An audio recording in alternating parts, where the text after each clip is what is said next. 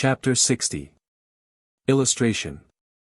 Elizabeth's spirits soon rising to playfulness again, she wanted Mr. Darcy to account for his having ever fallen in love with her. "Degree, how could you begin, plus or minus," said she. "Degree, I can comprehend your going on charmingly, when you had once made a beginning, but what could set you off in the first place, plus or minus? Degree, I cannot fix on the hour, or the spot, or the look, or the words, which laid the foundation. It is too long ago. I was in the middle before I knew that I had begun. Plus or minus. Degree, my beauty you had early withstood, and as for my manners, my behavior to you was at least always bordering on the uncivil, and I never spoke to you without rather wishing to give you pain than not. Now, be sincere, did you admire me for my impertinence, plus or minus? Degree, for the liveliness of your mind I did. Plus or minus. Degree, you may as well call it impertinence at once. It was very little less.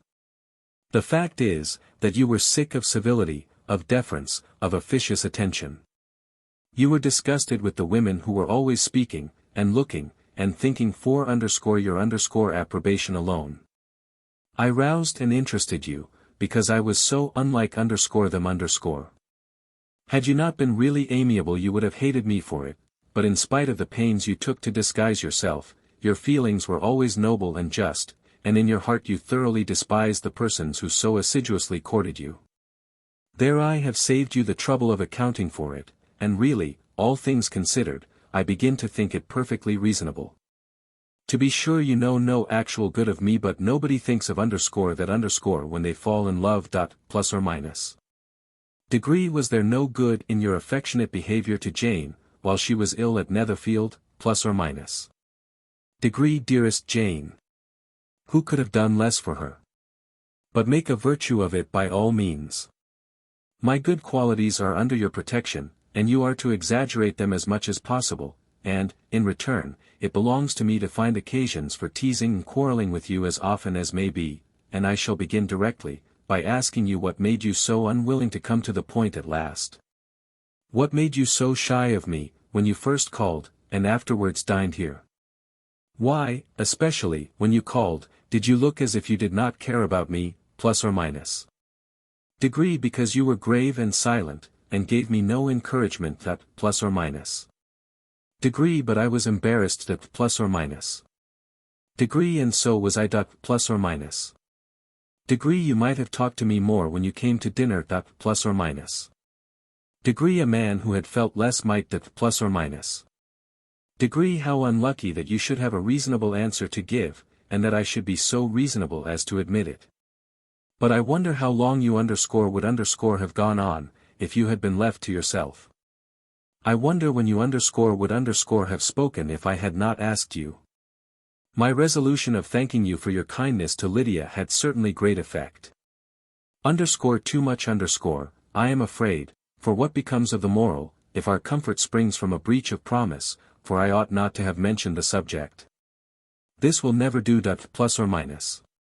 Degree, you need not distress yourself. The moral will be perfectly fair. Lady Catherine's unjustifiable endeavors to separate us were the means of removing all my doubts. I am not indebted for my present happiness to your eager desire of expressing your gratitude. I was not in a humor to wait for an opening of yours. My aunt's intelligence had given me hope, and I was determined at once to know everything. Plus or minus. Degree, Lady Catherine has been of infinite use, which ought to make her happy, for she loves to be of use. But tell me, what did you come down to Netherfield for? Was it merely to ride to Longbourn and be embarrassed? Or had you intended any more serious consequences, plus or minus? Degree, my real purpose was to see you, and to judge, if I could, whether I might ever hope to make you love me. My avowed one, or what I avowed to myself, was to see whether your sister was still partial to Bingley, and if she were, to make the confession to him which I have since made. Plus or minus. Degree, shall you ever have courage to announce to Lady Catherine what is to befall her, plus or minus? Degree, I am more likely to want time than courage, Elizabeth. But it ought to be done, and if you will give me a sheet of paper it shall be done directly. Plus or minus. And if I had not a letter to write myself, I might sit by you, and admire the evenness of your writing, as another young lady once did. But I have an aunt, too, who must not be longer neglected. Plus or minus.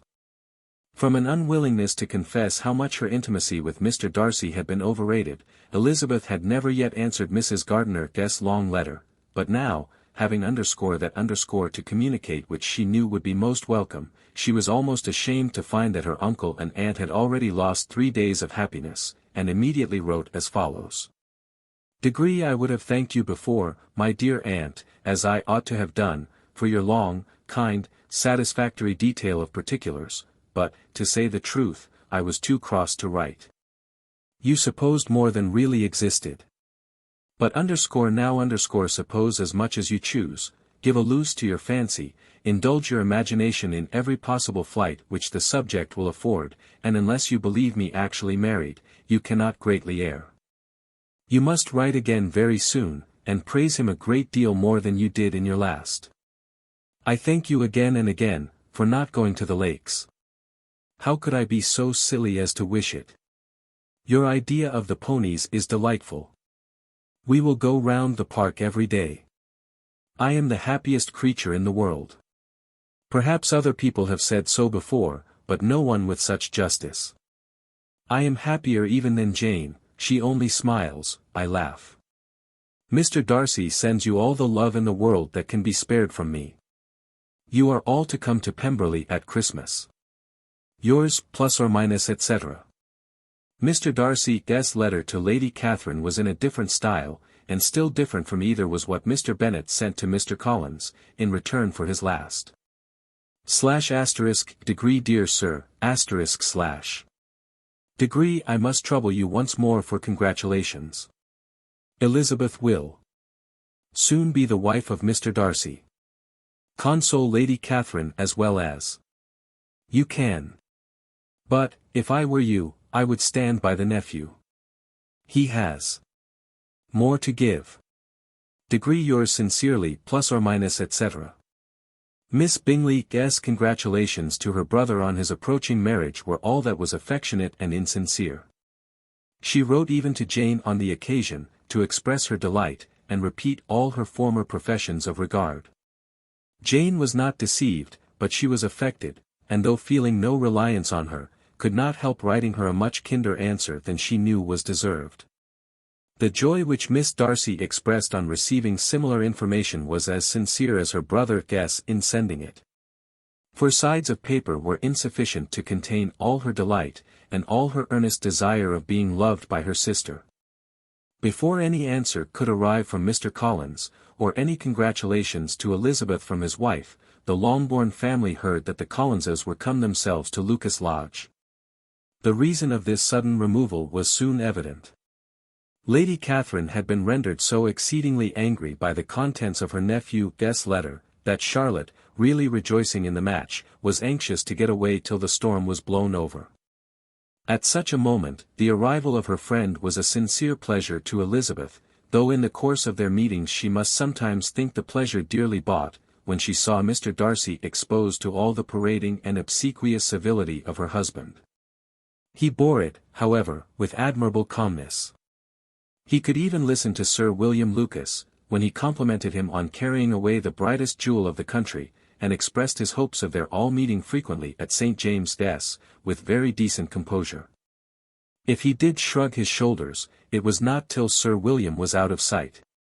Mrs. Phillips's vulgarity was another, and, perhaps, a greater tax on his forbearance, and though Mrs. Phillips, as well as her sister, stood in too much awe of him to speak with the familiarity which Bingley's good humour encouraged, yet, whenever she did speak, she must be vulgar. Nor was her respect for him, though it made her more quiet, at all likely to make her more elegant. Elizabeth did all she could to shield him from the frequent notice of either, and was ever anxious to keep him to herself, and to those of her family with whom he might converse without mortification, and though the uncomfortable feelings arising from all this took from the season of courtship much of its pleasure, it added to the hope of the future, and she looked forward with delight to the time when they should be removed from society so little pleasing to either, to all the comfort and Elegance of their family party at Pemberley. Illustration.